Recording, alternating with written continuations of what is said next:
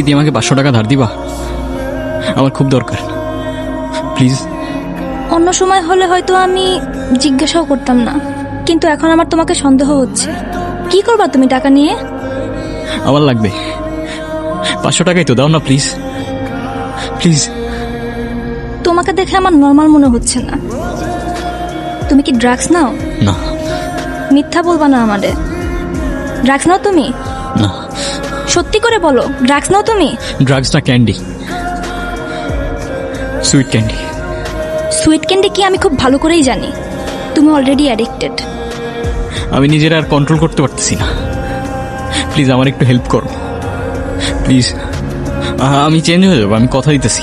আমি আর কিচ্ছু করবো না, এই লাস্ট বার। প্লিজ আমার একটু হেল্প করো, প্লিজ।